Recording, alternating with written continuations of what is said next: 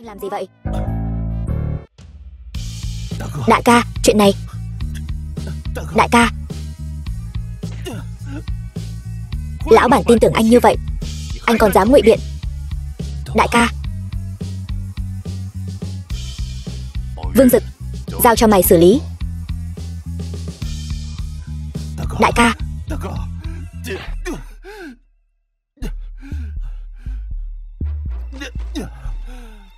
Vương Dực, chúng ta là anh em. Mày biết, tao còn phải nuôi cha mẹ. Hôm nay lão bản tại sao lại đến đây? Vương Dực, mày dám hại tao? Dĩ nhiên là để vui vẻ chứ sao. Xin hãy tha cho tôi có thể cho các người bất cứ thứ gì. Thả mày. Thả mày rồi. Vậy tao ăn nói thế nào với lão bản đây?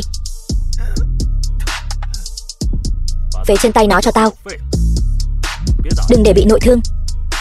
Nếu không sẽ không bán được giá tốt. Đúng rồi, có chuyện quên nói với mày. Chuyện gì?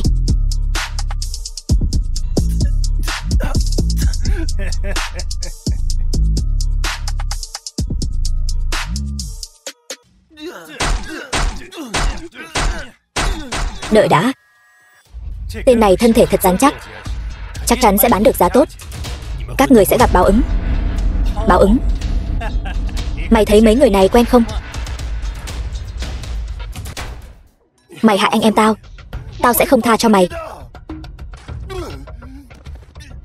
Im lặng, giữ mồm cẩn thận, đừng để tao đánh nát nó. Anh em, tôi có lỗi với các anh em. Nhanh lấy máu xét nghiệm đi, buồn ngủ quá.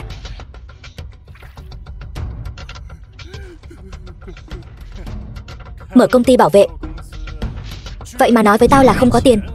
Tiền đều cho anh em rồi, số còn lại đưa về nhà. Thật sự không còn đồng nào.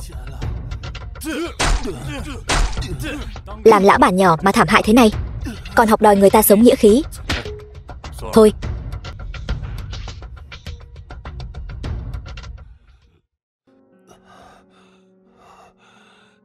Anh em, giờ đây tay chân tôi đều bị phế, lại còn bị nhốt trong căn phòng tối này. Không thể báo thù cho các anh em.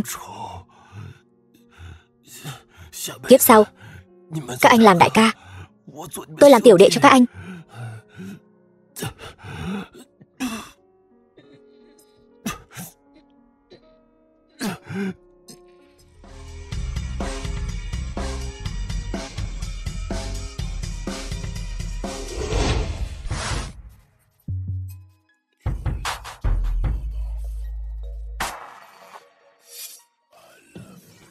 Khốn kiếp, chẳng lẽ lên đường rồi? Sao hôm qua không phát hiện trên người tên nghèo này lại có bảo bối?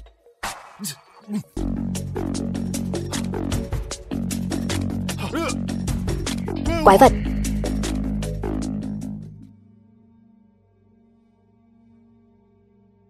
Lão già, lão già, ngươi vẫn chưa nói cho ta biết muốn ta giúp ngươi chuyện gì. Nhớ kỹ người tên Quách bất phàm này, nhất định phải báo thù cho ta. Yên tâm đi lão già, ta nhất định sẽ báo thù cho ngươi.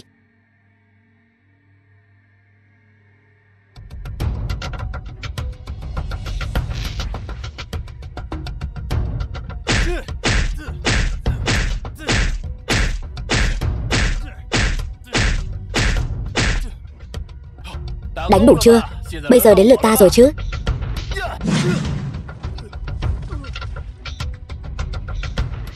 Đại ca, quả nhiên ta có truyền thừa trong tay, còn để mặc các người ức hiếp sao? Đại ca, chúng tôi có mắt như mù, xin anh rủ lòng thương. Huynh đệ tôi trước đây cũng từng cầu xin các ngươi như vậy nhỉ? Kết quả thì sao? Đại ca, chúng tôi đều là làm việc cho người khác, nuôi sống gia đình. Cha xây xương, mẹ đắp thịt, ai mà chẳng vì nuôi sống gia đình. Còn các ngươi thì sao? Dùng máu thịt người khác nuôi sống gia đình mình. Đại ca, chúng tôi sai rồi, ngươi bây giờ có thể đi rồi. Tôi bây giờ vẫn chưa muốn đi. 1 năm sau.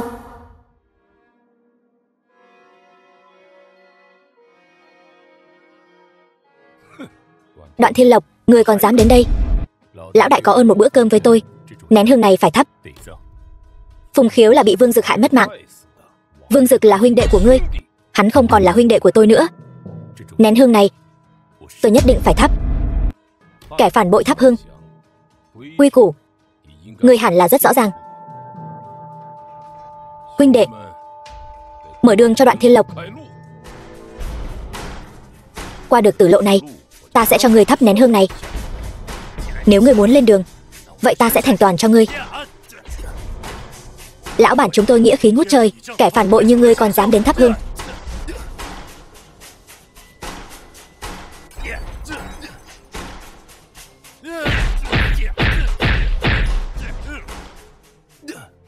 Không sợ mất mạng thì tiến thêm bước nữa.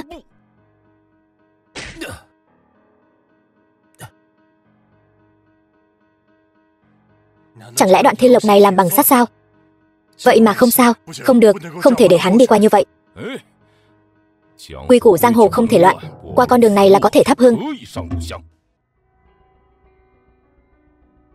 Đoạn Thiên Lộc muốn đối phó với Vương gia, còn về Thượng Thành một chuyến chuẩn bị nhân lực.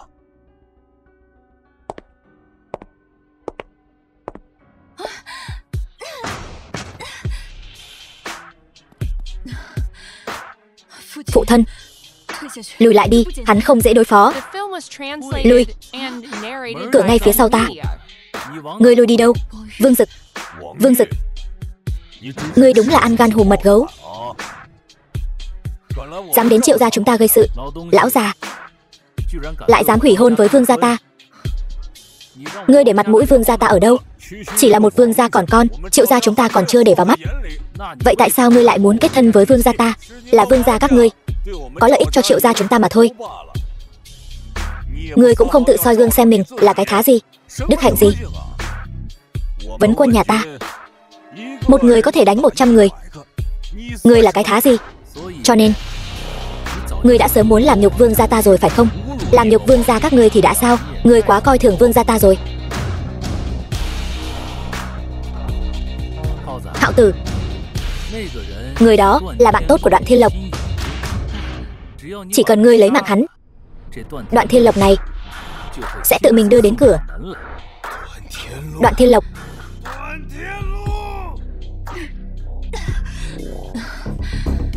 con không sao chứ? Không sao, cẩn thận. Người rốt cuộc là cái thứ gì?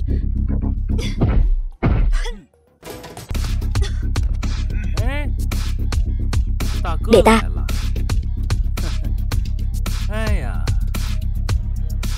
Nữ nhân như ngươi, ta còn chưa nếm thử. Đoạn Thiên Lộc, Đoạn Thiên Lộc, Đoạn Thiên Lộc, cao thủ số 1 Thượng Thành, uống huyết mai khôi. Nghe nói trên môi người không phải son phấn, mà là máu tươi, phải không? Thả ra. Giờ thì biết trên miệng ta là cái gì rồi chứ. Tốt lắm, ta nghĩ ngươi là vị hôn thê trên danh nghĩa của ta, còn muốn giữ lại cho ngươi chút thể diện. Tên khốn Đoạn Thiên Lộc, ngươi đã làm gì hắn? Ta chỉ để hắn thực hiện nguyện vọng của chính mình, để hắn báo thù. Thứ người không ra người, quỷ không ra quỷ. Đoạn Thiên Lộc, dù sao cũng từng là huynh đệ. Ngươi yên tâm, đợi xử lý ngươi xong, ta sẽ đối đãi tốt với cha mẹ ngươi. Ta sợ ngươi không có cơ hội đó đâu. Đoạn Thiên Lộc,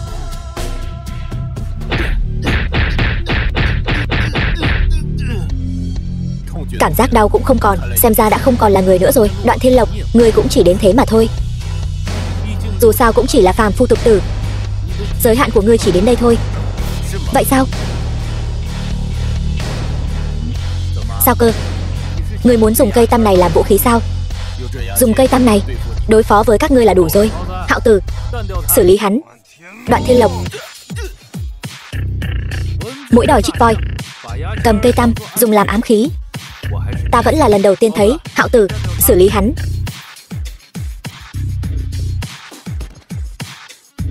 Tình hình gì thế này? Hạo Tử, này Hạo Tử, đừng làm tôi sợ. Đừng gọi nữa, hắn sẽ không trả lời ngươi đâu.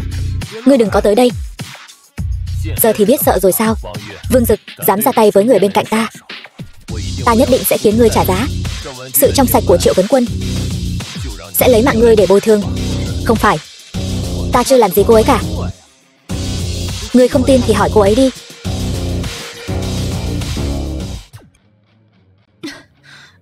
Cô ấy tỉnh rồi, cái đó, ngươi nhanh nói chúng ta trong sạch đi. Cô không sao chứ? Chỉ bằng cái thân thể đó của hắn còn muốn ta? Lần sau nói chuyện uyển chuyển một chút. Nếu ta chưa làm gì cô ấy cả, hay là thả ta ra, thả ngươi ra. Chỉ cần ngươi thả ta ra, vương gia ta nhất định có thưởng.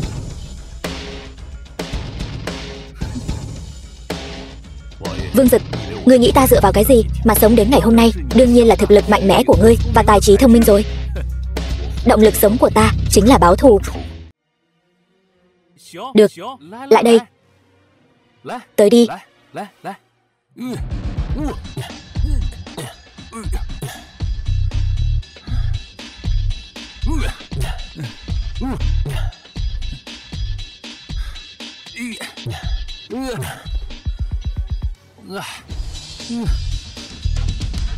Đừng đánh nữa. Vương gia chúng tôi chỉ có mỗi đứa con trai này thôi. Ngươi có yêu cầu gì cứ nói ra, cha ta chắc chắn sẽ đồng ý.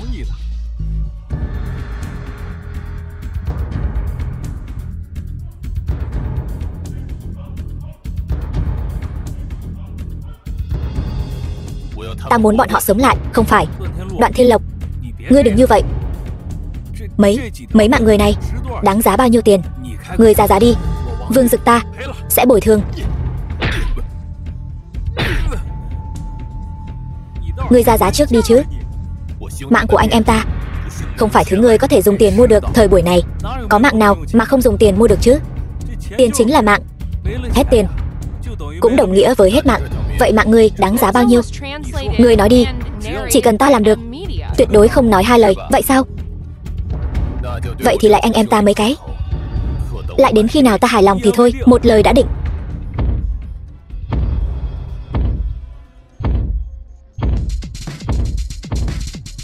Tiếp theo, giao cho các ngươi. Cha, tôi biết cậu sẽ đến mà. Đi thôi, cứ yên tâm mà làm. Có bất cứ chuyện gì, Từ gia sẽ lo liệu cho các ngươi.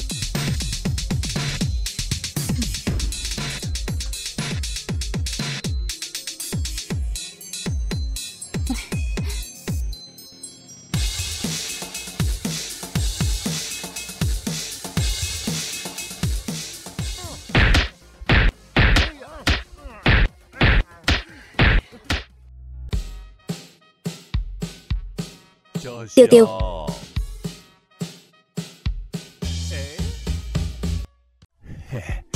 Tiêu Tiêu này, đi theo anh đi. Dù em là đứa què, nhưng anh không kén chọn. Anh buông tôi ra. Ai? Thiên Lộc, cuối cùng anh cũng đến. Không sao chứ? Nhóc con, có phải mày dùng nắp chai ném tao không? Chán sống hả mày? Đại ca, tôi sai rồi. Cô ta chỉ là đứa nhặt ve chai. Rất nhiều người trêu ghẹo cô ta, chưa bao giờ phản kháng. Thôi bỏ đi, Thiên Lộc. Hắn nói cũng không sai. Không sao chứ? Không sao là tốt rồi.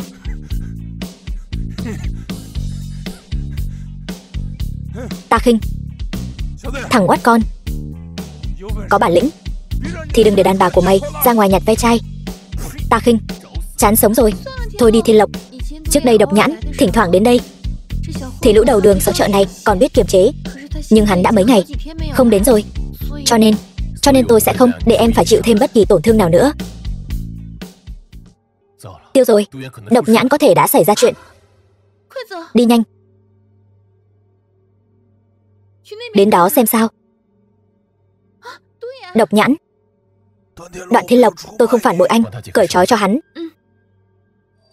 Ta biết.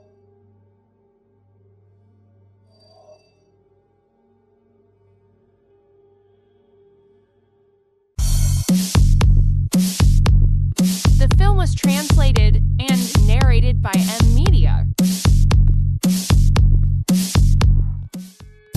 Sang trái một chút. Thật là đồ vô dụng, chuyện còn con cũng không làm được. Ta nói này, ngươi có cái công năng đó để kết hôn với Vương Dực sao? Ta cứ tưởng là ai, thì ra là tên tiểu đệ tốt bụng đưa ta lên giường đây mà. Trơ chẽn. Xem ra ngươi không phải tân nương rồi. Đương nhiên không phải. Vương Dực làm sao xứng với huyết thống cao quý của ta. Cái gọi là cao quý của ngươi chính là làm món đồ chơi của người khác. Như Vương gia, trong mắt các ngươi là hào môn, nhưng với ta cũng chỉ là một quân cờ. Ngươi cũng xứng nói những lời này với ta sao? Thời buổi này, cơm còn chẳng có mà ăn. Vì tiền, ta có thể làm phù dâu. Ngươi cũng có thể. Đây là địa bàn của Vương gia. Ta không quản ngươi đang mưu đồ gì ở Vương gia, nhưng đừng cản đường ta. Lâu rồi không gặp, đại ca của ta.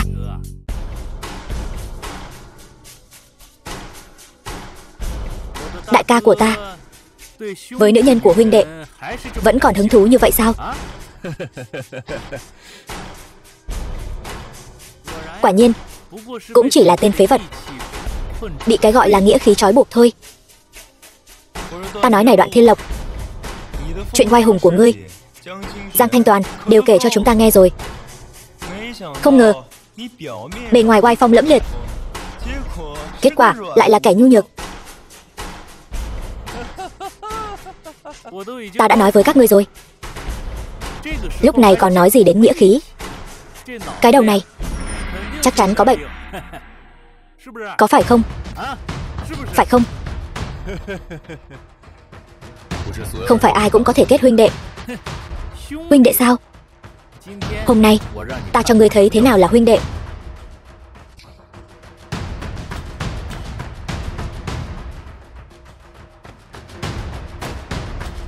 Chiêu đãi Đoạn Thiên Lộc cho tốt.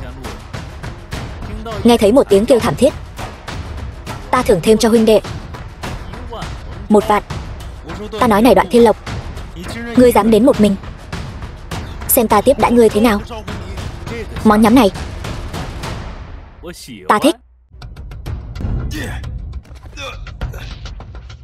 Tất cả lên hết cho ta.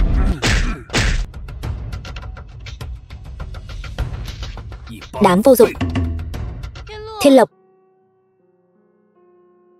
sao lại đến đây? Tất cả đứng dậy cho ta. Độc Nhãn nói anh đến đây là tự nộp mạng. Vậy nên em đến cùng ta chịu mất mạng sao? Em...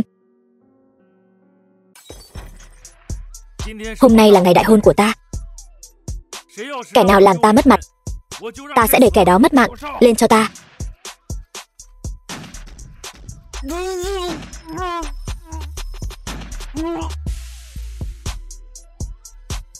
Lũ vô dụng. Hôm nay là hôn lễ của con trai Vương Hoán Long ta. Là kẻ nào dám ở trước mặt ta, không nể mặt ta? Ba, mặt mũi. Vương Hoán Long, con trai ngươi bày mưu lấy mạng ta, ngươi còn ở đây nói chuyện mặt mũi với ta. Vậy thì sao?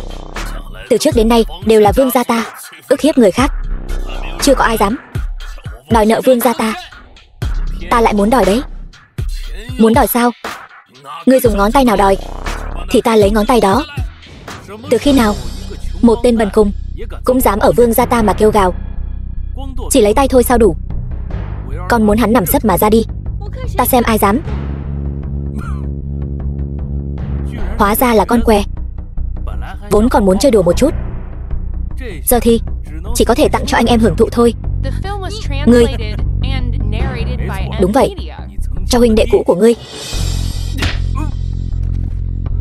Láo xược, dám ra tay với con trai ta trước mặt ta. Nghe lệnh, đừng để hắn mất mạng quá dễ dàng. Vâng, có ta ở đây, Đoạn Thiên Lộc sẽ không thể dễ mất mạng như vậy đâu.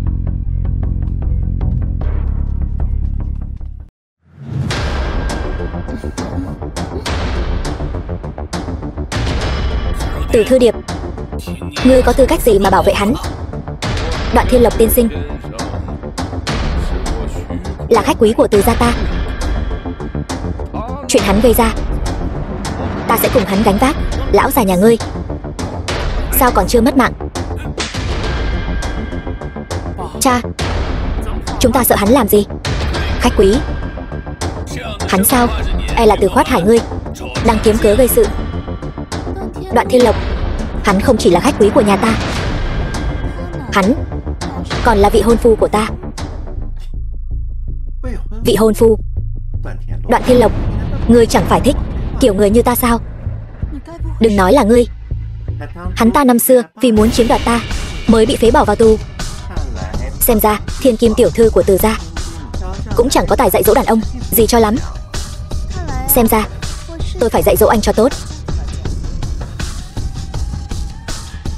Nếu ngươi không quản vị hôn thê của ngươi thì để ta quản. Ngươi biết đấy, ta có cái năng lực đó.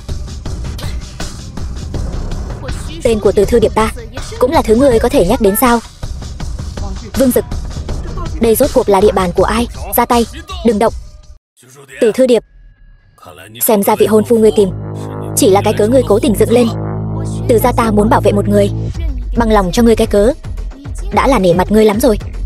Hai gia tộc này đối đầu nhau bao năm, chẳng ai chiếm được tiện nghi. Lần này phiền phức lớn rồi Đoạn Thiên Lộc, còn giả vờ gì nữa? Vương gia sớm đã hạ độc ta rồi. Nếu không nhờ tên nhóc này, lão già này đã mất mạng rồi. Ngươi làm sao? Cha, con cũng vì Vương gia chúng ta. Làm việc thì kém mà phá hoại thì giỏi.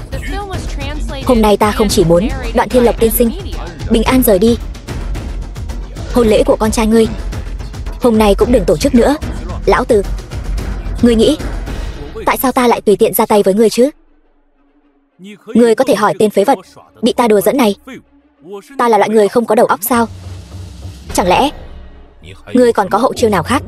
Hôm nay ngươi không muốn ta kết hôn, thật là nằm mơ giữa ban ngày. Ngươi biết hôm nay ta kết hôn với ai không? Con gái của Triệu Duy, ông trùm Thượng Thành. Thế mà lại là trùm Thượng Thành, con gái của Triệu Duy. Xong rồi, lần này thật sự phải cùng Thiên Lộc mất chung một chỗ rồi. Từ Khoát Hải, đừng nói ta không cho ngươi cơ hội. Bây giờ lập tức quỳ xuống đất, dập đầu cho ta vài cái. Cút về Từ gia của ngươi,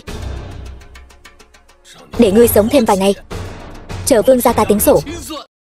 Con gái, việc này phải làm sao bây giờ?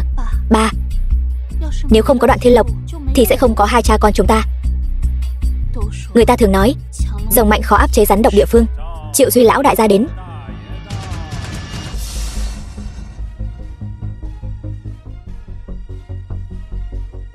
Vừa rồi ai nói rồng mạnh khó áp chế rắn độc địa phương? Triệu gia, ông cũng thấy rồi đấy. Tên Từ Khoát Hải này cố ý đến nhà chúng ta gây rối. Từ Khoát Hải, ta thấy con rắn độc địa phương nhà ngươi sống có vẻ hơi quá an nhàn rồi đấy. Thể diện của ta không sao cả, nhưng thể diện của Triệu gia ông đại diện cho thể diện của người Thượng Thành.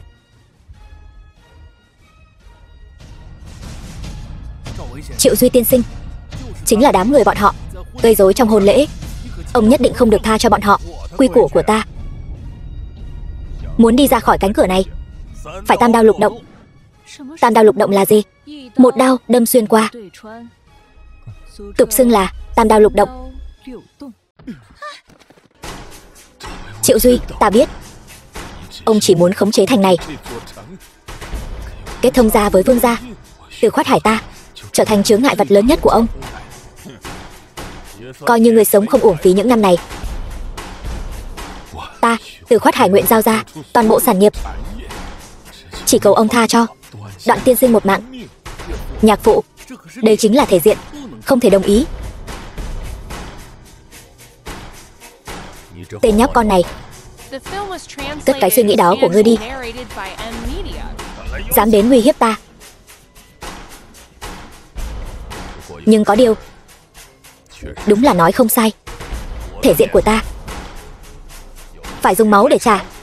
Vì Đoạn Thiên Lộc tiên sinh, tam đao lục động này ta, Từ Khoát Hải nhận. Tôi rõ ràng đã dùng rất nhiều sức. Tại sao?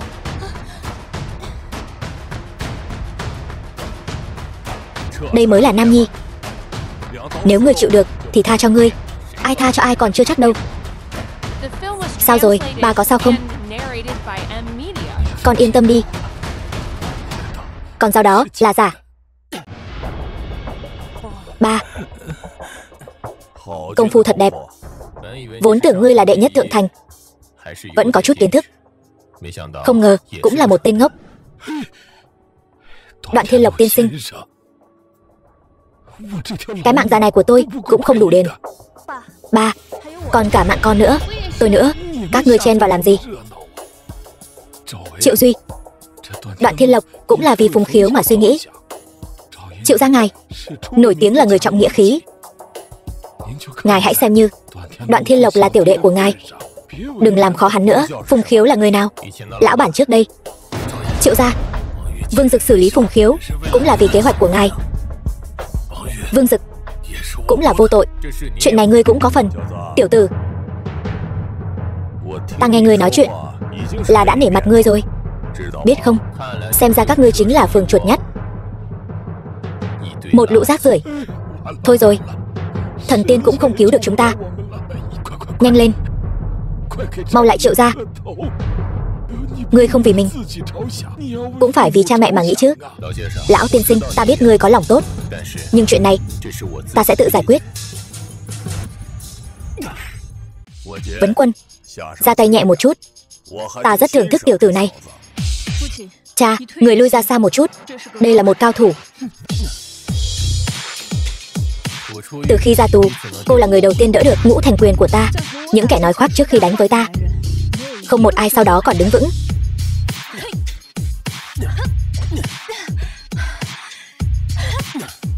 Ta vẫn là lần đầu tiên thấy có người có thể chống đỡ Vấn Quân quá 5 phút. Xem ra dưới nắm đấm của ngươi, những kẻ chịu thiệt không ít. Ít nhất không bao gồm ta. Ngươi còn là đàn ông không?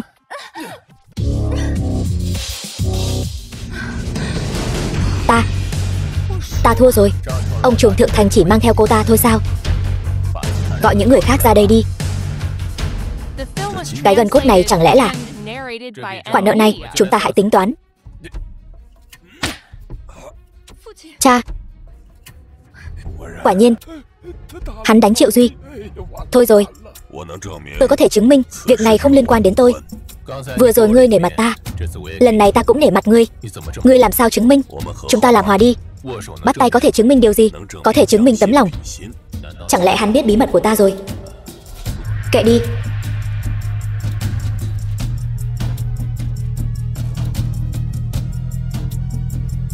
Sao có thể? Tôi rất thưởng thức Đoạn Thiên Lộc tiên sinh. Chuyện này cứ vậy bỏ qua đi. Cứ vậy bỏ qua sao? Vòng tay đã chứng minh hảo cảm của hắn dành cho ta và biết bí mật của ta.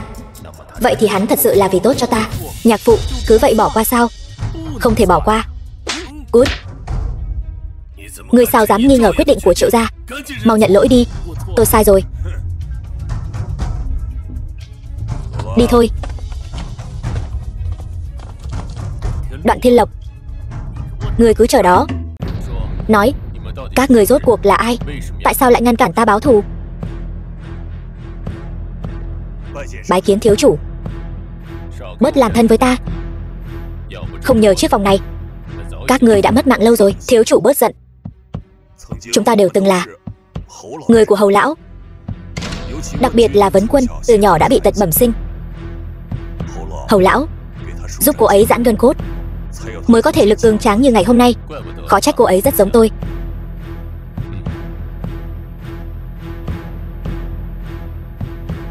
Hầu lão nhất định đã phó thác thiếu chủ điều gì đó. Ông ấy chỉ nói đến lúc đó tôi sẽ tự biết.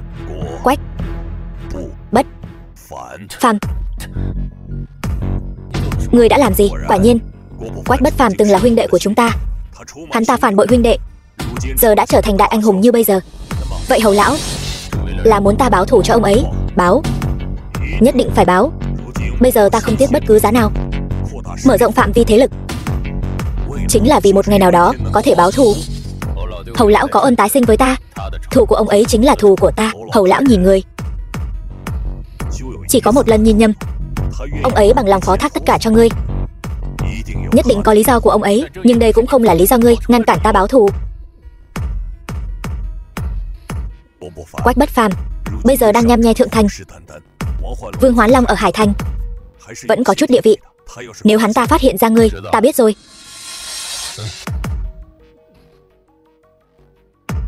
Bây giờ Vương Dực không thể lên mặt được. Ta sẽ tự giải quyết cho ngươi. Mối thù này ta sẽ tự mình báo. Vâng.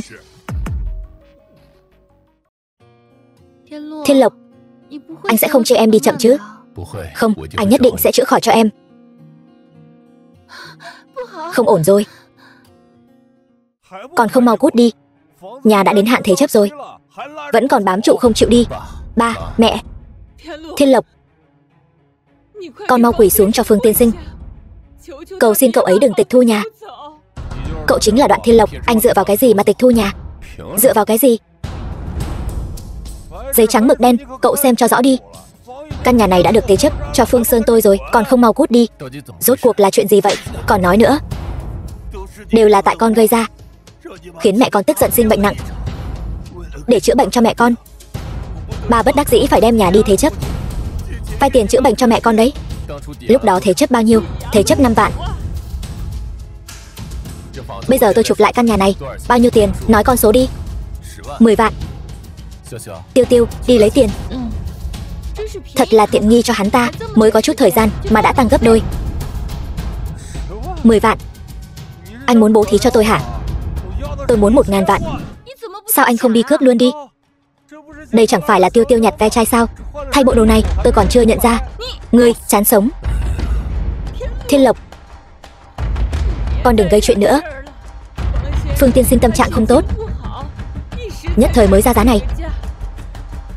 Con mau lại đây. Chúng ta quỳ xuống cầu xin hắn đi. Xem ra vẫn là mẫu thân người hiểu chuyện. Còn không mau quỳ xuống, khấu đầu cho bọn ta nghe thử. Nếu ta không quỳ thì sao? Vậy thì cút xéo. Ta sẽ xây cái nhà này thành nhà xí công cộng. Ngươi Phương Sơn phải không? Chúng ta cũng đừng so đo nhiều. 100 vạn, ta chuộc lại căn nhà. Thiên Lộc, ta đã quyết rồi. 100 vạn. Ngươi còn keo kiệt hơn phụ thân ngươi nhiều. Phụ thân ngươi lúc nãy trả tới 300 vạn. Xong rồi, cả nhà này đều điên rồi. Sau này gả đến đây biết làm sao đây? Nhi tử, 300 vạn là hơi nhiều, nhưng mà căn nhà này là cội nguồn tổ tiên của nhà chúng ta. 300 vạn không phải là số tiền nhỏ. Người rốt cuộc có ý đồ gì? Xem ra đã bị người phát hiện rồi. Xem ra hôm nay là không được thấy người quỳ trước mặt ta rồi. Có phải Vương Dực không? 300 vạn có thể kết giao với công tử đỉnh lưu Vương Dực. Số tiền này đáng giá. Mẹ. Thiên Lộc, sao con có thể đắc tội nhân vật như hắn? Liệt tổ liệt tông ơi, đều tại con nuôi ra một đứa con trai bất hiếu. Hôm nay nhà ta tuyệt hậu rồi. Cha, chuyện này con sẽ giải quyết. Con bớt nói đi.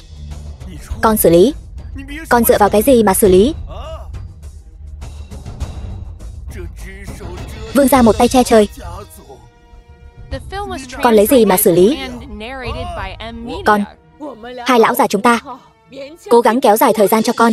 Con mau chạy đi. Nhất định phải lưu lại huyết mạch cho nhà chúng ta. Con mau chạy đi. Cha, mẹ, hãy tin tưởng con lần nữa.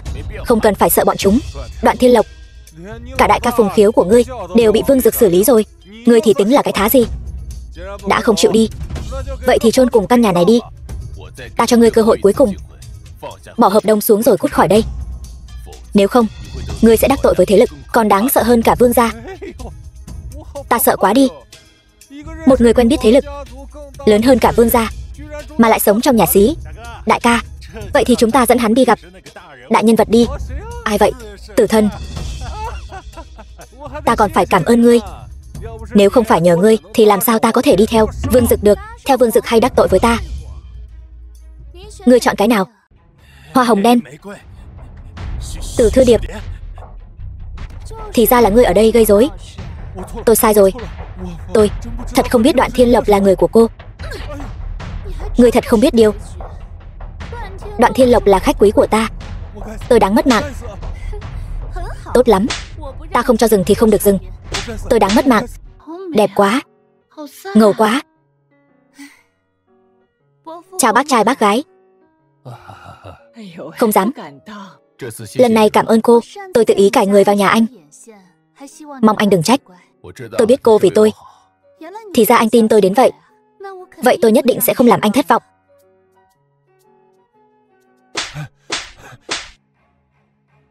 Nói đi, căn nhà này bán bao nhiêu vậy? Từ tiểu thư, chỉ cần ngươi bằng lòng, ta sẽ đem cả khu vệ sinh này, không, căn nhà này, tặng hết cho ngươi. Ai cho ngươi dừng? Ngươi thấy thế này được không? Ngươi thay ta tát Vương Dực 2 cái. Ta sẽ coi như chuyện này chưa từng xảy ra. Từ Thư Điệp tiểu thư, ta chỉ là người thường, các ngươi đều là thần tiên. Sao ta có thể xen vào được? Nhưng ngươi đã xen vào rồi.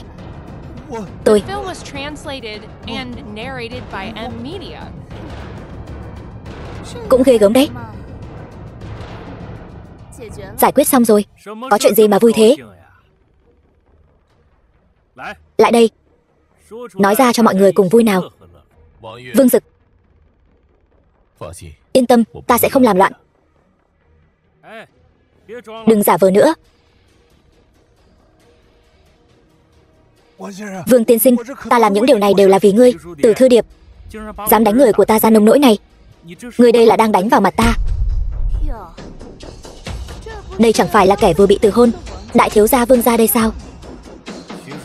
Từ Thư Điệp, ngươi đừng đắc ý. Nhà Từ Khoát Hải có người thu dọn rồi.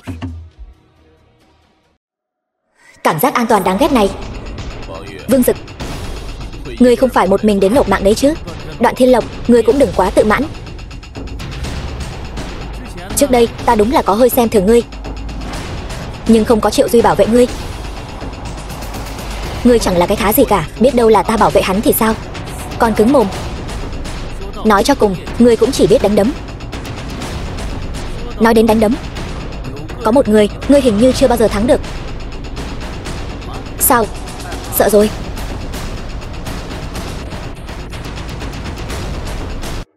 Lâm Định Trác, ngươi nhận giặc làm cha. Ta nhớ trước đây dưới trướng Phùng Khiếu, ngươi chưa bao giờ thắng được hắn. Lão đại coi trọng ngươi nhất. Ngươi làm vậy, có thấy có lỗi với ông ấy không? Đi đi, đừng làm ta thất vọng. Lên, ta không rảnh chơi đùa với ngươi.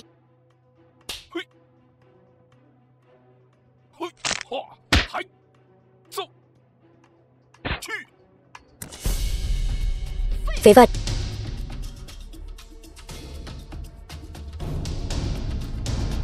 Ngươi quả nhiên vẫn lợi hại như vậy.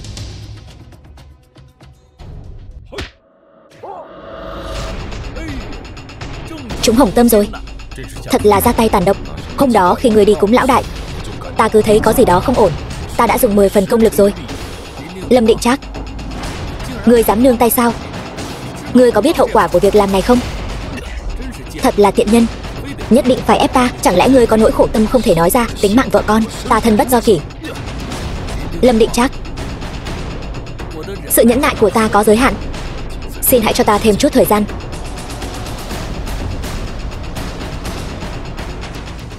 Lấy chiếc nhẫn ra, vậy thì chứng tỏ ngươi sắp thua ta rồi. Đoạn Thiên Lộc, cứ coi như là huynh đệ. Có lỗi với ngươi, không còn cách nào khác sao? Ta sẽ chăm sóc cha mẹ ngươi chu đáo.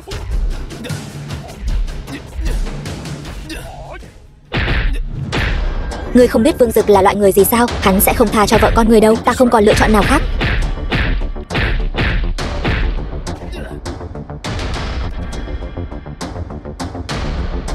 Lâm Định Trác, ngươi thấy cái này hẳn là nên rõ ràng. Nếu ngươi thua, vợ con ngươi sẽ ra sao? Vương Dực, tên khốn Vương Dực, ta muốn lấy mạng ngươi.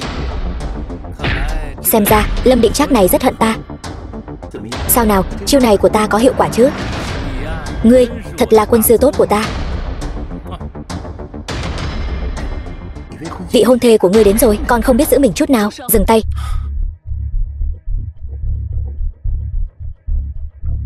Cha ta bảo ta nói với ngươi, đừng có lén lút làm mấy trò mèo sau lưng ông ấy. Ta muốn dạy dỗ một người ở Hải Thành, còn cần các ngươi đồng ý sao? Ta có thể coi câu nói này nghĩa là ngươi muốn trở mặt với cha ta. Cha ta nói, có vấn đề gì thì tìm hắn ngay lập tức. Hắn sẽ giúp ngươi xử lý nếu vợ con hắn có chuyện gì. Vậy ta sẽ đại khai sát giới.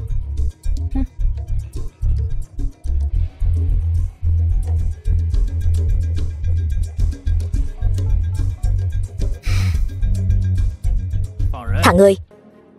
Vương Dực thiếu gia, đợi ta với. Xin cảm ơn ân này.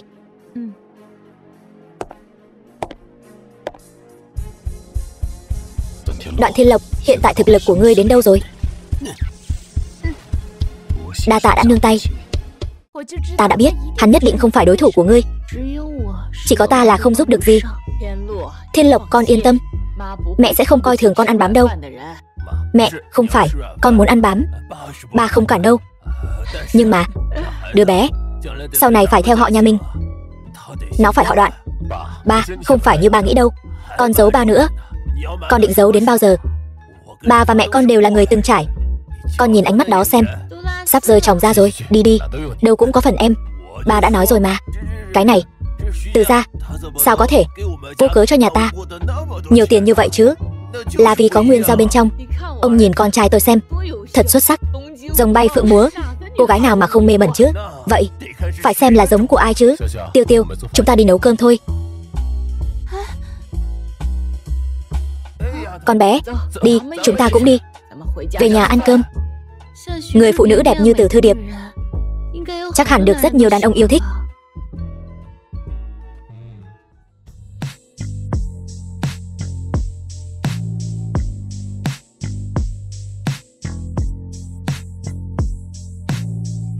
Đồ bỏ đi. Đều là lũ bỏ đi. Mặc dù mấy tên đàn ông này đều là đồ bỏ đi, nhưng cũng coi như đã khuấy động Hải Thành rồi. Nhưng mà tên Đoạn Thiên Lộc này cuối cùng vẫn phải để tôi đích thân ra tay. Tao nhất định phải khiến mày trả giá.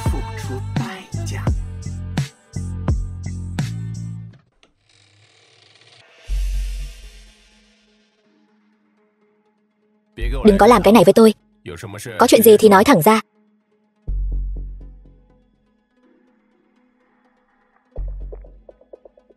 Tin tốt trời cho. Giờ tôi là một trong 3 người đứng đầu Thượng Thành. Bây giờ sắp có biến rồi. Cần tôi làm gì cứ nói thẳng. Đừng có vòng vo Tam Quốc. Hiện tại một trong 2 người đứng đầu còn lại là Quan Tại Sơn đang bệnh nặng. Tuyên bố ai có thể giúp ông ta sống thêm vài năm thì có thể tiếp quản thế lực của ông ta. Ngươi đang lợi dụng ta. Không dám. Quyết định cụ thể vẫn do chủ nhân quyết định. Giờ đây đại thù của tôi đã được báo, đã đến lúc thực hiện lời hứa với Hầu lão rồi. Chủ nhân, vậy chúng ta lên đường ngay bây giờ thôi. Đi tới Thượng Thành. Khoảng thời gian này để Tiêu Tiêu bình tĩnh lại cũng tốt. Đi thôi.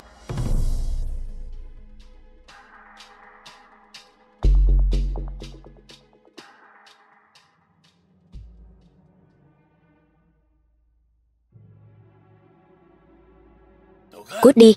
Tôi không muốn nhìn thấy cô. Cứ nhìn thấy cô là tôi lại nhớ đến con trai tôi. Mối thù này không thể không báo. Lấy gì mà báo? Tôi đã làm hư thằng nhóc đó rồi. Nó vậy mà dám gây sự với Triệu gia. Chuyện của Quan Tại Sơn ở Thượng Thành, ngài có biết không? Vậy thì sao? Tôi đâu có tài cải tử hoàn sinh.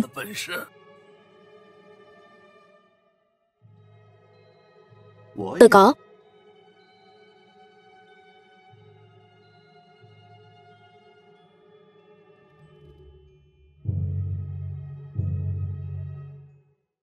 Quả nhiên là hào môn.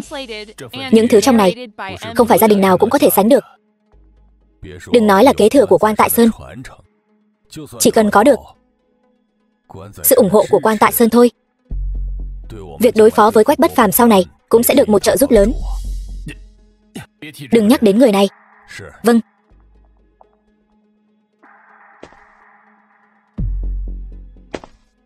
Lợi hại. Anh thấy được gì sao? Quả nhiên là vệ sĩ thân cận của nhân vật đẳng cấp. Thực lực của Triệu Vấn Quân chắc cũng không bằng hắn. Thượng Thành còn có nhân vật như vậy sao?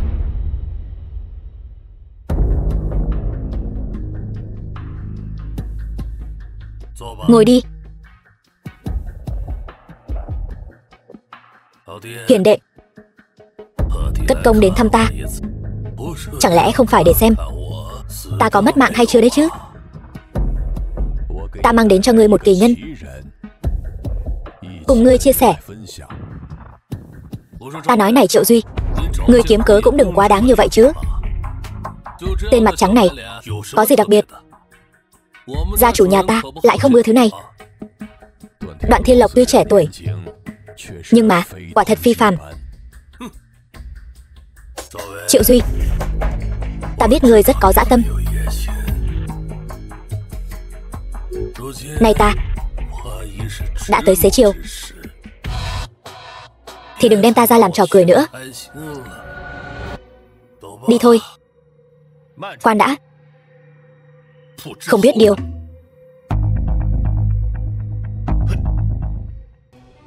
Ngón tay mạnh thật. Nói dễ nghe là mang theo kỳ nhân, thì ra là tay đánh thuê ngươi mời đến. Quan Tại Sơn, tay phải của ngươi có phải vẫn luôn mân mê quả óc chó này? Người như bị rút hết sinh lực. Có gì kỳ lạ đâu. Quả óc chó này là Quách bất phàm, tặng cho gia chủ nhà ta làm bảo vật. Gia chủ chỉ cần nắm nó trong tay thì người sẽ dễ chịu hơn. Lại là Quách bất phàm. Ngươi cười cái gì? Ta cười các ngươi ngu muội, lại coi thuốc độc là tiên đan. Hỗn xược, đừng có ở đây hồ ngôn loạn ngữ. Nói ra các ngươi cũng chẳng tin, nhưng chỉ cần mở quả óc chó này ra thì chân tướng sẽ phơi bày. Quả óc chó kim cang này là bảo bối hiếm có, xe tải cán cũng không vỡ. Nào có dễ mở như vậy.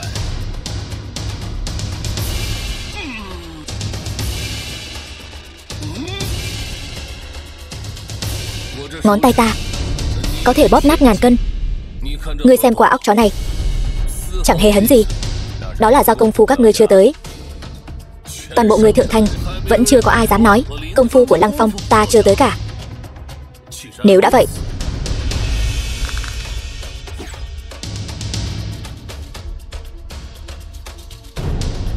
sao có thể? Nhân ngoại hữu nhân, thiên ngoại hữu thiên. Thượng thành không có nghĩa là nhân gian không có. Nhìn cho kỹ, bên trong quả óc chó này rốt cuộc có gì?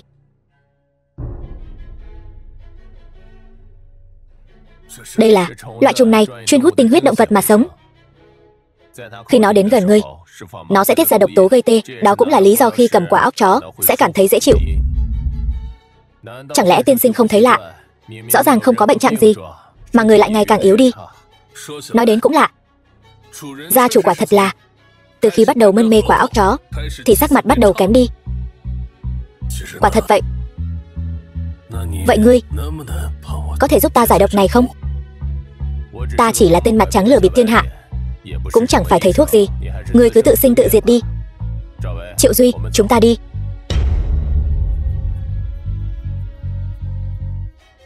Vừa rồi nhiều lời mạo phạm, mong đừng để bụng. Tránh ra. Ngươi dù sao cũng là nhân vật có máu mặt, cớ sao phải dây dưa như vậy?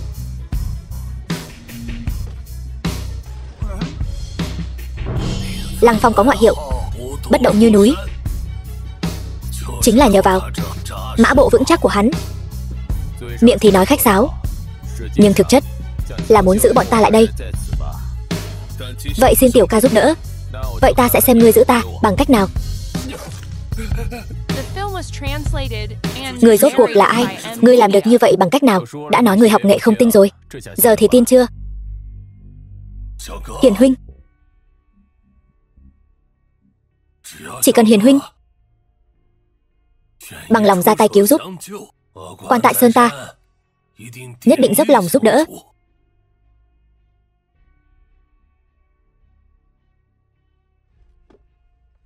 Dốc lòng giúp đỡ. Ta nghe nói cứu ngươi là vì có thể thừa kế gia sản này mới đến. Chuyện này dễ thương lượng. Chúng ta nên làm việc chính trước.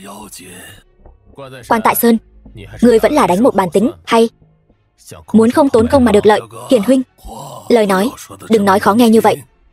Ta đã nói nhất định có hậu tạ. Vậy sao? Nhưng thứ ta muốn có thể hủy hoại cả gia tộc của ngươi.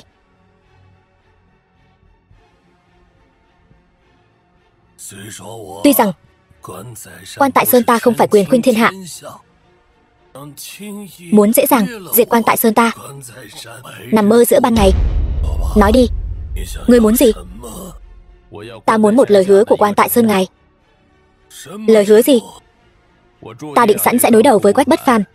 Đến lúc đó vẫn mong Quan Tại Sơn đứng về phía ta. Tiểu tử, ngươi khi không lại đi chọc vào tên sát tinh đó làm gì? Chuyện này không cần ngươi quản. Ngươi chỉ cần nói có thể làm được hay không. Lăng Phong, vừa rồi ngươi và Đoạn Thiên Lộc đã giao thủ, cảm giác thế nào? E rằng 10 người như ta cũng không phải đối thủ của hắn. Hại mạng ta, chiếm đoạt gia sản của ta, chỉ cần ngươi giúp ta sống thêm vài năm, mạng của ta chính là của ngươi. Giao dịch thành công.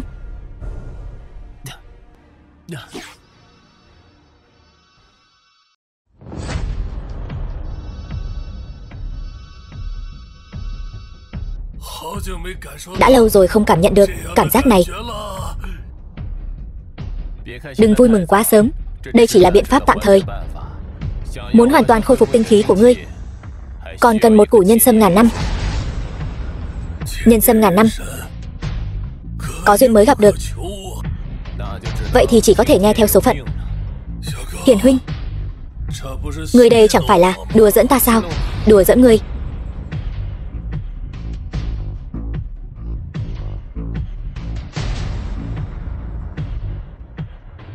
Không bằng chứng. Ngươi muốn ta tin vào một lời hứa của ngươi. Quan Tại Sơn, ngươi có thể leo lên được vị trí ngày hôm nay, thủ đoạn tự bảo vệ mình nào phải ai cũng sánh bằng. Ngươi muốn thế nào mới tin ta? Rất đơn giản, mấy ngày nay ta sẽ dùng tinh huyết ta bồi dưỡng ngươi. Còn ngươi cần phải thật sự bày tỏ lập trường. Chẳng lẽ ngươi muốn ta công khai khiêu chiến với Quách Bất Phàm? Vậy chẳng khác nào tự kết liễu, có gì khác biệt? Ai cũng biết ba người đứng đầu Thượng Thành, Dư Dương chính là người đại diện của Quách Bất Phàm ở Thượng Thành. Ta muốn ngươi trở mặt với Dư Dương. Hiền huynh, ngươi còn trẻ, không biết sự hiểm ác của thế gian này. Một khi đã làm thì không thể quay đầu lại. Mạng này của ta là do người khác ban cho. Ngươi cứ nói, đồng ý hay không? Được.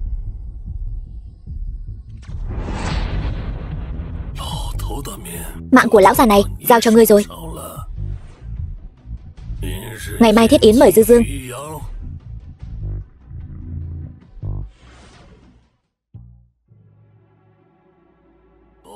Mời ngồi. Xin mời.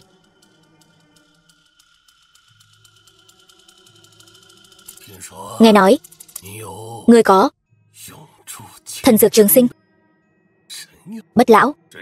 Đúng vậy. Đây là cái gì? Đây là loại thuốc thử mà đế quốc đã nghiên cứu trong nhiều năm. Chỉ cần tiêm thuốc thử này vào cơ thể là có thể có được sức mạnh to lớn.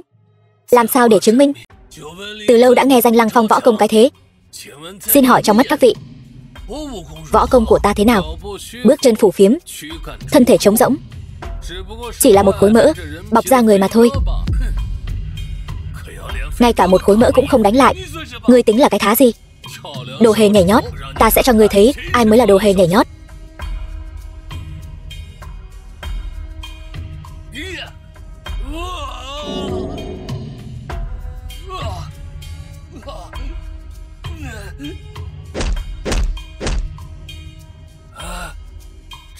Đây chính là cảm giác của sức mạnh sao? Xin hãy chỉ giáo. Đắc tội rồi.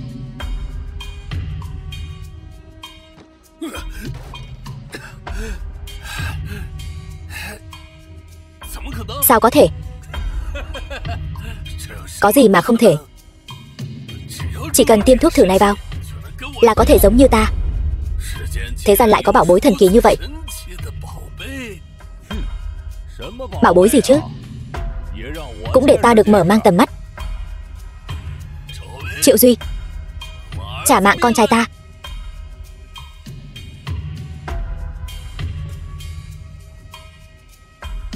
Ta cứ tưởng là ai, thì ra là con chó mất chủ ở Hải Thành.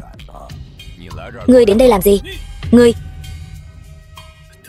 đợi ta giúp Quan Tại Sơn khôi phục tuổi xuân. Người đầu tiên ta xử lý chính là ngươi. Quan Tại Sơn, ngươi còn nhớ giao ước của chúng ta chứ?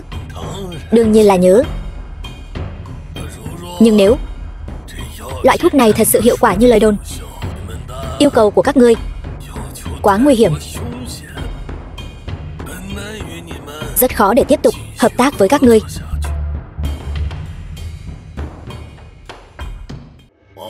Vương Hoán Long, ngươi muốn có được thứ gì?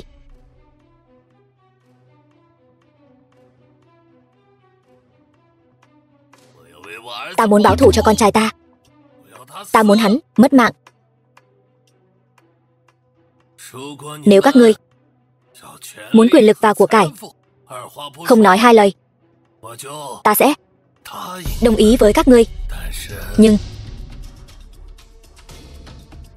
chủ nhân, nếu ngài tiêm thuốc thử này cũng có thể đạt được hiệu quả này, còn mạnh hơn nhiều so với 30 năm công phu mà ta khổ luyện.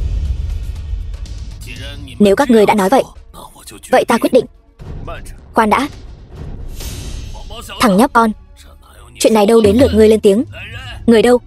Tống cổ hắn ra ngoài cho ta. Ngươi còn chưa chữa khỏi bệnh cho Quan tiên sinh mà đã bắt đầu ở đây lên mặt dạy đời rồi. Mồm mép tép nhảy, đợi lát nữa sẽ xử lý ngươi luôn. Ta đợi.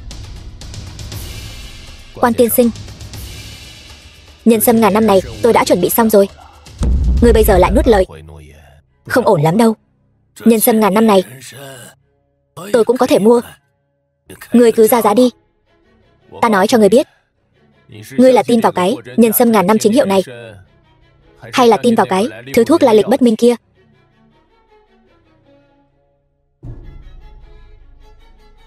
Lão gia nói, thực lực của hai người ngang tài ngang sức, khiến lão rất khó lựa chọn. Chi bằng hai người tỉ thí một trận, ai thắng thì chúng ta sẽ chọn người đó. Không thành vấn đề. Quan Tại Sơn, ta sống đến giờ, căm hận nhất chính là kẻ phản bội. Hôm nay ta sẽ cho người biết cái giá của sự phản bội ta. Thiên Lộc, không sao đâu.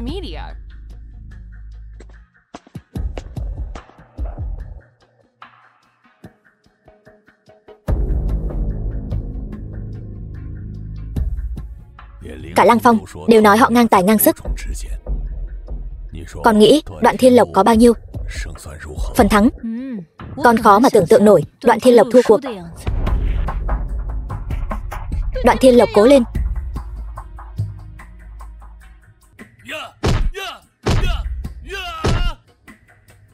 Thằng nhãi, có bản lĩnh thì đừng có chạy, có giỏi thì đến bắt ta đi. Ta xem ngươi trốn kiểu gì.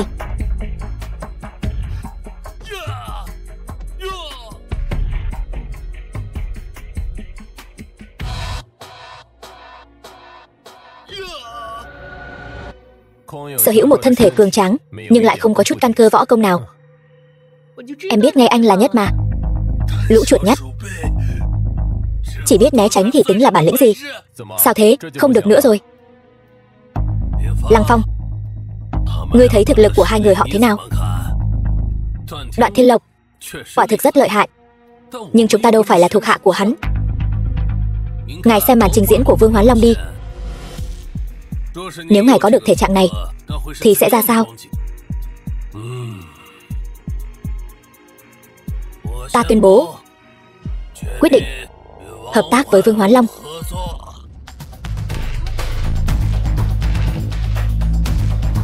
Ta biết mà, không ai có thể từ chối một thân thể cường tráng, chuẩn bị huyết chiến.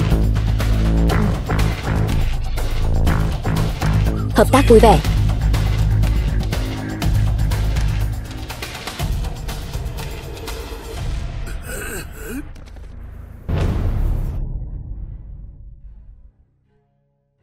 Động đậy đi. Động. Cuối cùng cũng cạn kiệt rồi sao?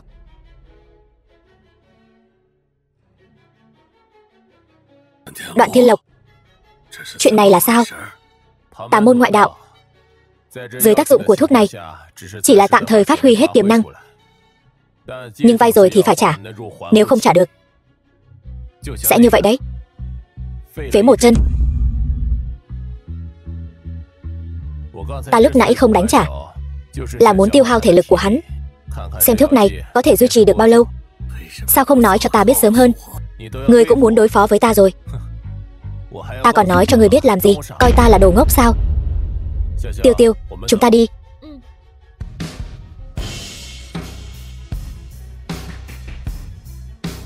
Tiểu Hữu, không được đi. Mạng của ta vẫn còn trong tay ngươi. Ngươi không phải muốn hợp tác với hắn sao? Ta đã nói, ta ghét nhất kẻ phản bội. Tiểu Hữu, ta cũng chỉ là nhất thời bị mê muội tâm trí, vì vậy đã đưa ra quyết định sai lầm. Quan Tại Sơn, ta nghĩ ngươi nên biết mục đích của ta hôm nay. Hẹn gặp Dư Dương để chứng minh lập trường. Tốt lắm. Ta không muốn ngươi làm ta thất vọng thêm lần nữa. Quan Tại Sơn, người vẫn còn đó. Sao lại muốn mời ta ăn tiệc vậy? Hôm nay cầu xin ta đến, chẳng lẽ là muốn ta đến tiễn ngươi sớm sao? Vô lễ, dám vô lễ với quan gia. Người đâu? Ngươi cái lão già này, ngươi dám?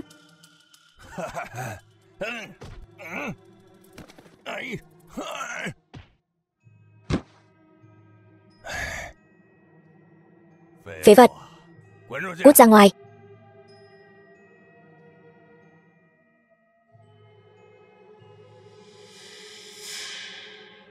Cái thứ gì vậy?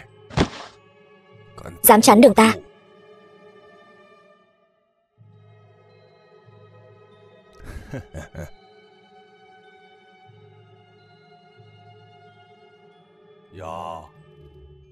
Triệu Duy cũng ở đây sao?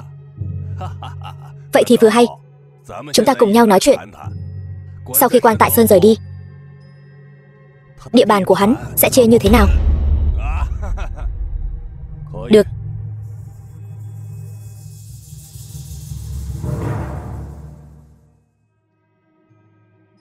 Dư Dương, ngươi và lão gia nhà ta đều đã lớn tuổi rồi, lại không nể mặt quan gia nhà ta như vậy.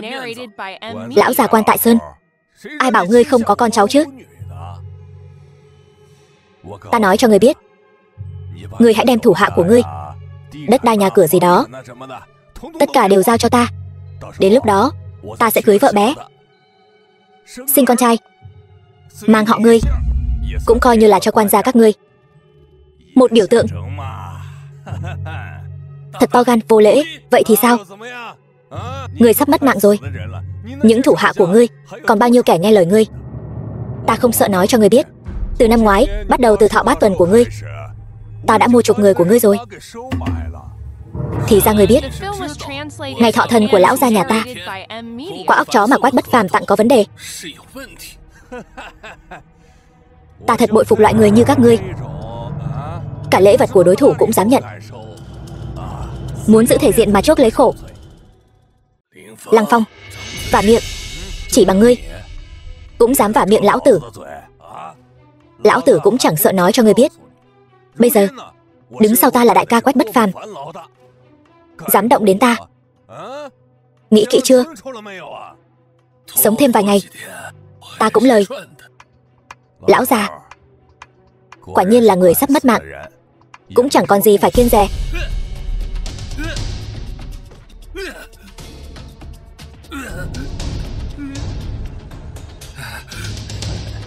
Ngươi cũng chỉ đến thế mà thôi.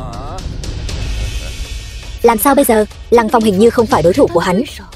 Chiêu thức của Lăng Phong đạt đến đỉnh cao. Vừa rồi đỡ một chưởng của Vương Hoán Long, e rằng đã bị nội thương.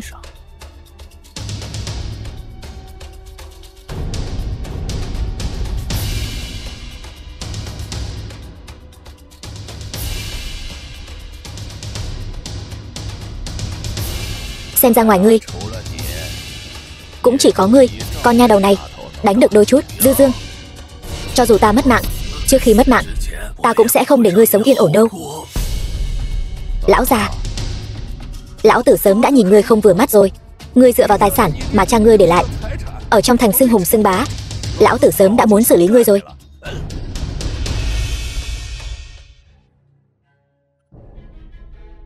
Hỗn xược.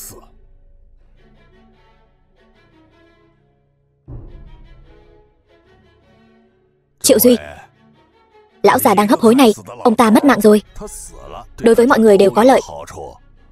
Ngươi không hiểu sao?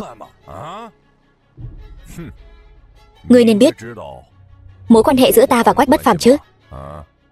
Ta không muốn bọn họ mạnh hơn ta. Lão đại của chúng ta Quách Bất Phàm, người ta căn bản không muốn đuổi cùng sự tận người của hầu lão. Nếu không thì sao ngươi có thể phát triển nhiều năm như vậy? Nói lời đường mật, còn chưa ra tay với ta là bởi vì ta còn chưa đủ tâm. Xem ra ngươi cũng không đến nỗi ngu ngốc như lời Quách Bất Phàm nói. Quách Bất Phàm sắp xếp 2 tên theo dõi bên cạnh ta, đã bị ta tóm được rồi. Sao ngươi phát hiện ra? Chẳng lẽ ta không thể sắp xếp người theo dõi bên cạnh hắn sao? Quả nhiên là cáo già. Một câu nói khiến Quách Bất Phàm sinh lòng nghi ngờ với những người bên cạnh. Xem ra hôm nay Dư Dương này phải buông tay rồi. Cho dù các ngươi biết kế hoạch thì đã sao? Chỉ bằng các ngươi, một lão già sắp mất mạng, một con cuốn nhà có tang, có đánh lại được hay không? Phải thử mới biết được. Không biết điều. Vậy hôm nay ta sẽ cho các ngươi một bài học. Cha, con nhịn không được nữa rồi.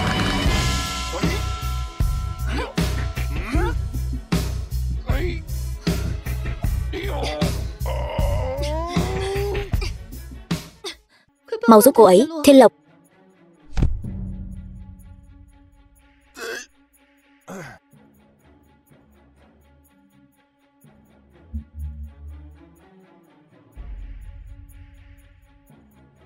Không ngờ con nha đầu này bây giờ lại lợi hại như vậy.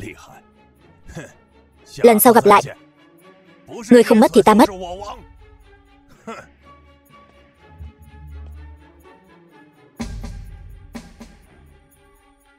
Chủ nhân khoan đã.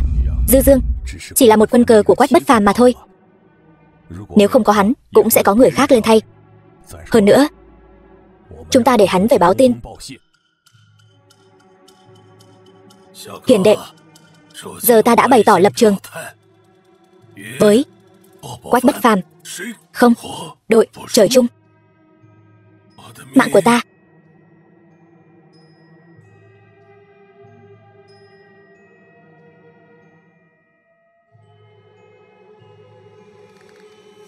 Lực tay thật mạnh.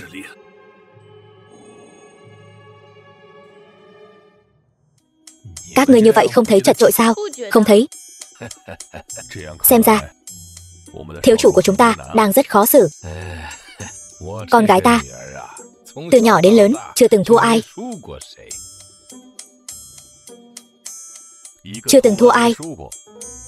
Ai cũng thắng sao? Ta thấy bọn họ khó mà phân thắng bại.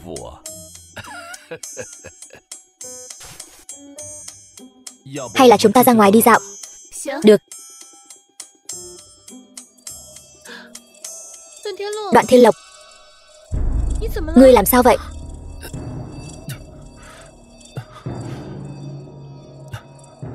Ta cảm nhận được.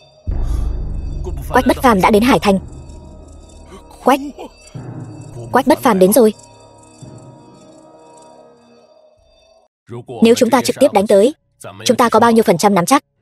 Quách Bất Phàm tâm tư thâm trầm. Hắn đã dám đến thì nhất định đã chuẩn bị sẵn sàng. E rằng 1% cơ hội cũng không có. Quách Bất Phàm rời khỏi Sao Huyệt thì không có cơ hội nào tốt hơn thế này. Quách Bất Phàm lần này đến đây nhất định là vì muốn khống chế toàn bộ Hải Thành. Nếu chúng ta đẩy Đoạn Thiên Lộc lên vị trí người đứng đầu Hải Thành, tạo cơ hội cho hai người đàm phán. Không được. Tại sao? Ta đã từng thấy Quách Bất Phàm và hầu lão giao thủ. Đoạn Thiên Lộc không có nắm chắc chiến thắng.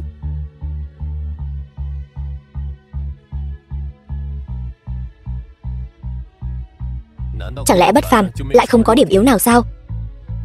Quách Bất Phàm chưa từng để võ giả kiểm tra thân thể của hắn, Vì vậy không ai biết điểm yếu của Quách Bất Phàm ở đâu. Vậy có cách nào tiếp cận Quách Bất Phàm không?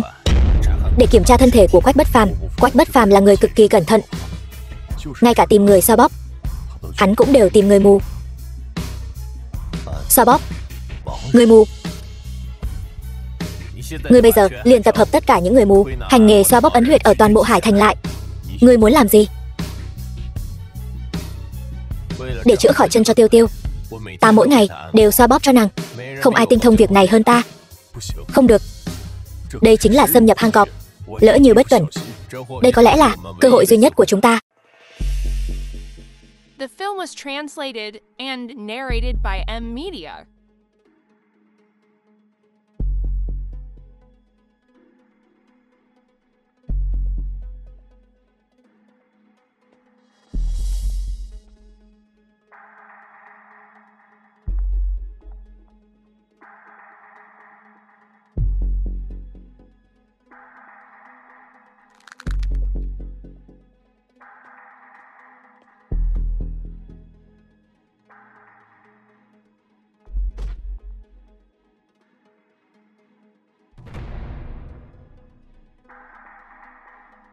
Nghe nói, ngươi là nhân viên massage mới đến Hải Thành.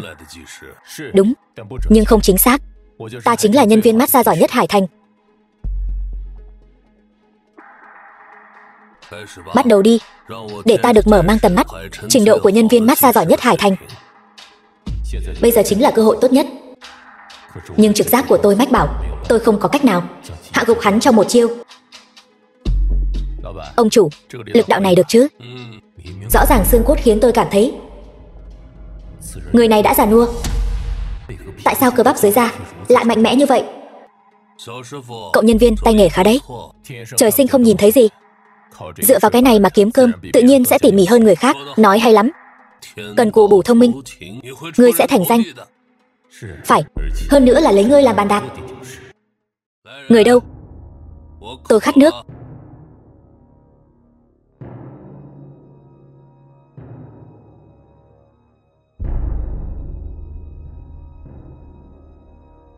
Ông chủ, hay là ngươi uống nước trước đi.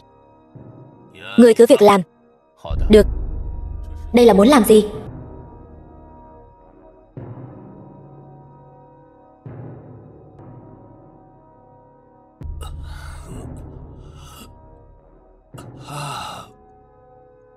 Thoải mái quá.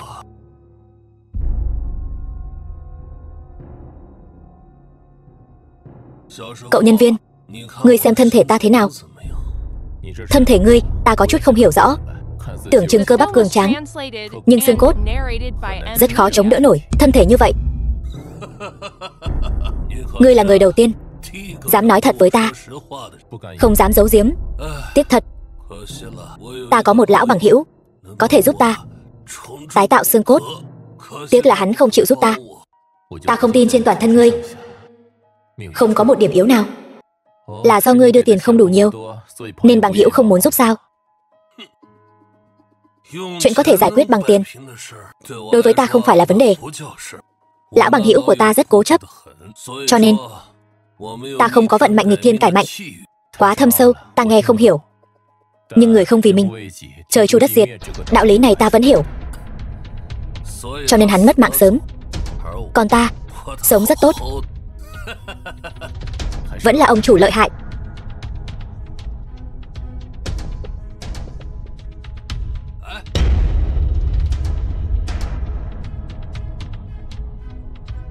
Alo. Cái gì? Đồ vô dụng. Cậu nhân viên, lát nữa ta sẽ bảo tài xế đưa ngươi về. Được. Kế hoạch coi như hoàn thành. Tiếp theo, xem lão cẩu này làm thế nào để đỡ chiêu.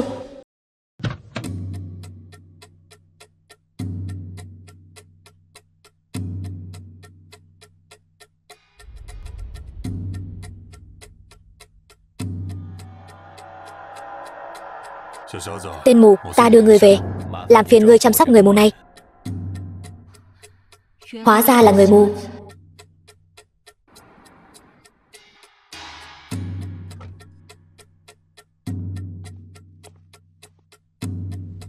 Nếu ngươi không phải người mù, nhận ra ta. Vừa rồi tên tài xế đó chính là kết cục của ngươi.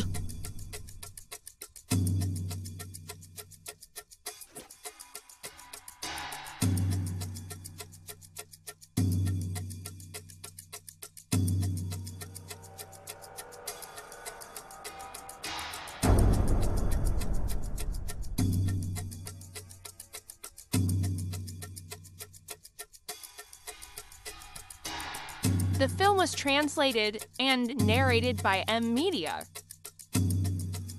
Nhưng tôi không phải người mù. Đoạn Thiên Lộc, sao lại là ngươi? Ta mới là cấp trên của ngươi. Những lời này nên để ta hỏi ngươi mới đúng. Không liên quan đến ngươi. Trước đây ta đã nghi ngờ ngươi và Triệu Duy không giống quan hệ cha con. Làm gì có người cha nào lại để con gái mình làm vệ sĩ? Triệu Duy quả thật không phải cha ta. Triệu Duy biết hành động tối nay của chúng ta không cần thiết, phải ngươi ra ngoài làm việc thừa thãi. Cho nên tối nay ngươi tự ý hành động. Trở về ta sẽ tự mình lĩnh phạt. Ngươi cái gì cũng không nói thì ta rất khó giúp ngươi. Giúp ta? Triệu Duy cũng hứa sẽ giúp ta. Thế nhưng chờ đợi này đã 10 năm rồi. Ít nhất ngươi rõ ràng quan hệ giữa ta và Quách Bất Phàm là không mất mạng không thôi. Nếu có thể thuận tay giúp ngươi, sao lại không làm chứ?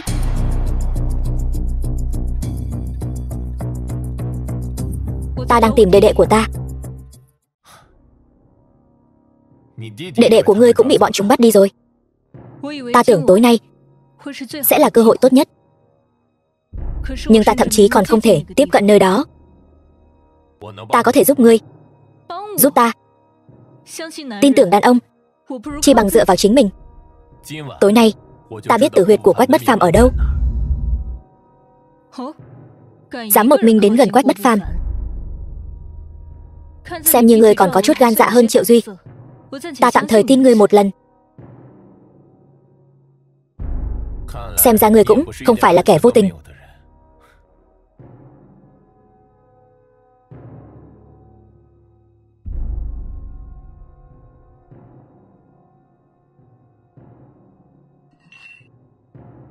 Ngày mai là ngày kế hoạch của chúng ta. Tên bại hoại Quách Bất Phàm sống thêm một ngày đều là tai họa của nhân gian. Chúc thành công.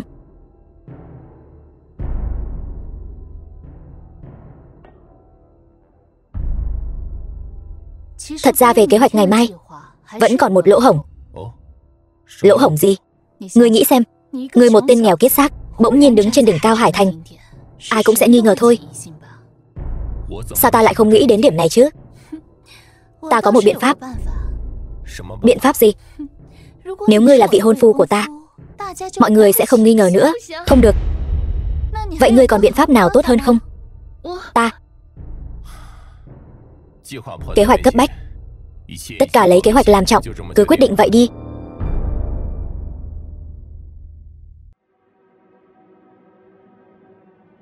Tôi đã nói rồi mà, thằng nhóc này với con bé kia nhất định có gì đó.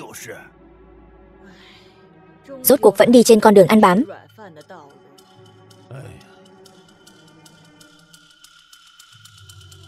Ta đã nói Đoạn Thiên Lộc nhất định sẽ bay cao. Chúng ta đã đoán trúng kết cục này. Không ngờ lại là bằng cách này. Không ngờ cục diện Hải Thành đại loạn lại để cho thằng nhóc này nhặt được lợi lộc. Đây là một chuyện tốt đối với ta. Một kẻ ăn bám chẳng phải càng tốt sao? Trời cao đã định sẵn để ta lưu danh sử sách. Đoạn Thiên Lộc, ngươi xem mấy tờ báo vô lương này, viết khó nghe quá. Sao lại thành kẻ ăn bám rồi? Có gì đâu, cứ để bọn họ viết.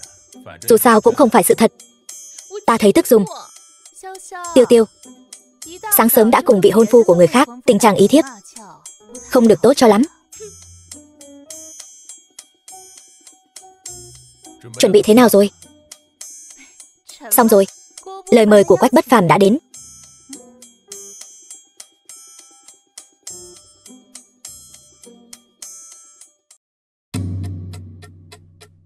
Chú nói xem Đoạn Thiên Lộc này lỡ như không đến thì sao? Người sống trên đời đều mang theo tục khí. Nếu đổi lại là cháu ăn bám, cơ hội tốt như vậy bày ra trước mắt, cháu sẽ làm thế nào? Vậy cháu nhất định sẽ gỡ bỏ cái danh này. Chuẩn rồi đấy. Cho nên Đoạn Thiên Lộc nhất định sẽ đến.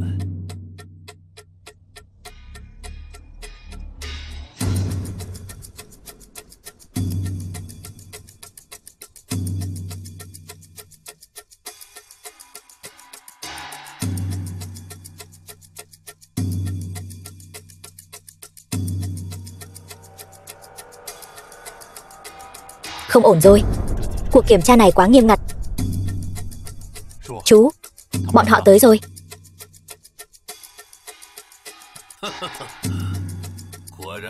Quả nhiên là người từ thư điệp để ý. Phong độ ngời ngời.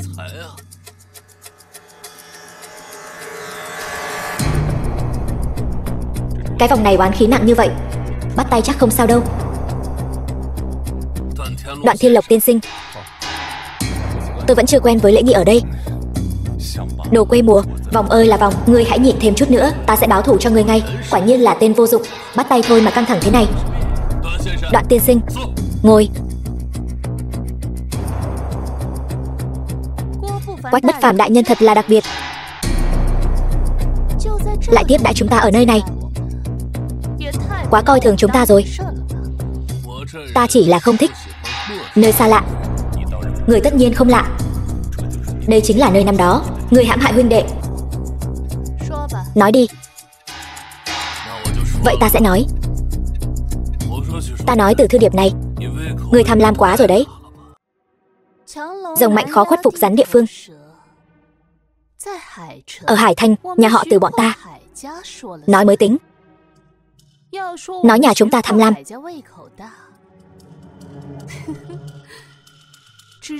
chỉ là chúng ta ăn được bao nhiêu thì ăn bấy nhiêu. Tốt. Quả nhiên là nữ trung hào kiệt. Ngươi có tư cách hợp tác với ta. Ngươi muốn làm thế nào? Ta có thể giúp ngươi nuốt trọn cả Hải Thành. Hãy bàn về điều kiện. Ta muốn nhà họ từ các ngươi hỗ trợ tài chính cho ta. Bao nhiêu? 5 phần. Miễn bàn. 4 phần. Nhà họ từ ta không muốn tự chui đầu vào giọ. The film was translated and narrated by M Media.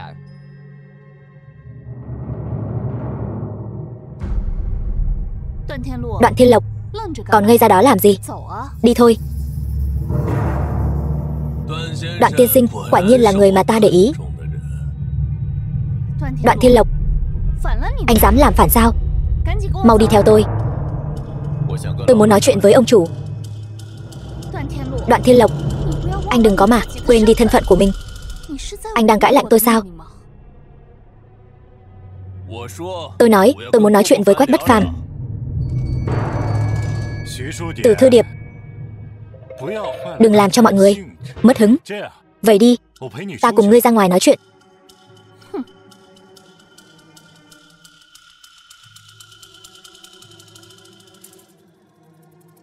Đoạn tiên sinh, giờ không ai làm phiền chúng ta nữa rồi. Ý nghĩ của ngươi ta rất thích. Ta chính là thích nói chuyện hợp tác với người có chí khí, khiến ta luôn cảm thấy như đã từng quen biết ngươi. Vậy gọi là nhất kiến như cố. Đúng, nhất kiến như cố.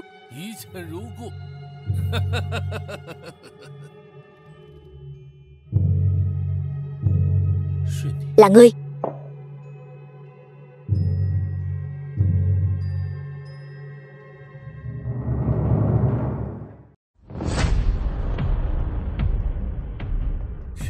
Hóa ra là tên háo sắc. Vậy thì càng dễ hơn rồi. Đoạn tiên sinh cũng là người đa tình. Đoạn tiên sinh, điều kiện tôi vừa đưa ra là dành cho Từ Thư Điệp.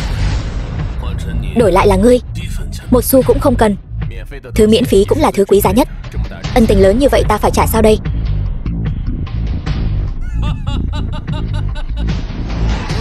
Ta cứ tưởng Đoạn tiên sinh chỉ biết ăn bám. Từ thư điệp có thể để mắt tới ngươi, chứng tỏ ngươi có bản lĩnh thật.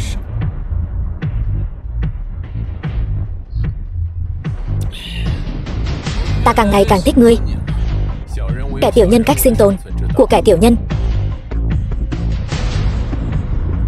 Nhưng kẻ tiểu nhân nhất định phải giữ thể diện. Ngươi là ai? Kẻ lấy mạng ngươi. Ta rõ ràng đã đánh trúng vết thương cũ của ngươi. Tại sao ngươi vẫn có thể cử động? Vì là mạnh môn nên tất nhiên được bảo vệ. Còn ngươi, sao biết được mạnh môn của ta? Giờ thì biết tại sao chúng ta vừa gặp đã thân rồi chứ. Ngươi là gã xoa bóp đó. Ngươi toan tính bấy lâu nay. Ta và ngươi có thủ oán gì? Cái này ngươi nhận ra chứ? Xem ra ngươi đã được hầu lão chân truyền. Nhưng mà ngươi vẫn không thắng được ta. Mời.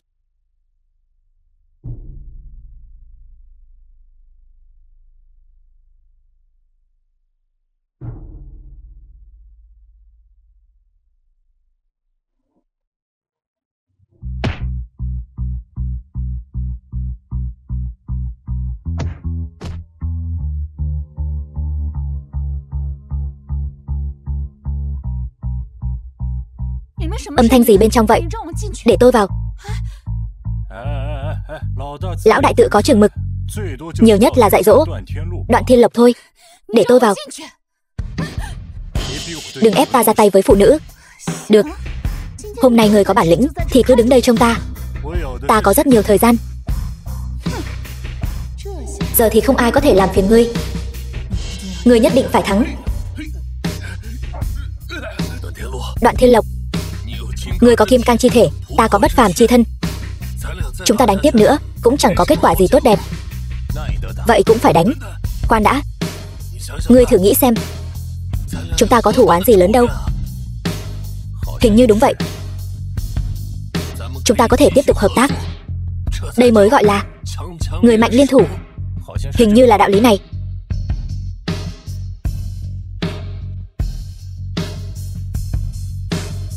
Ta đã biết. Người trẻ không học điều tốt.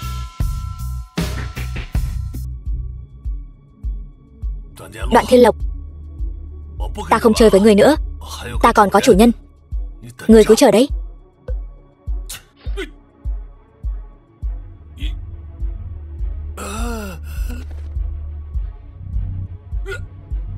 Đây mới là bộ dạng thật của ngươi sao? Cứu tôi. Cứu. Đã nói với ngươi rồi, thân thể này của ngươi không chịu nổi đâu. Ngươi cứ tự sinh tự diệt đi. Cứu tôi.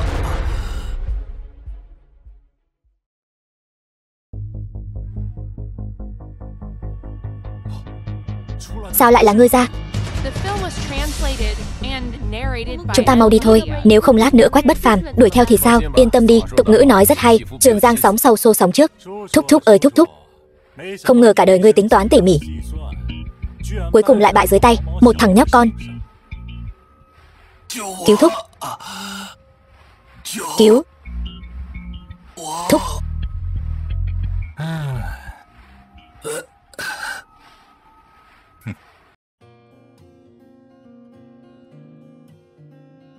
Triệu Vấn Quân, cô làm gì vậy?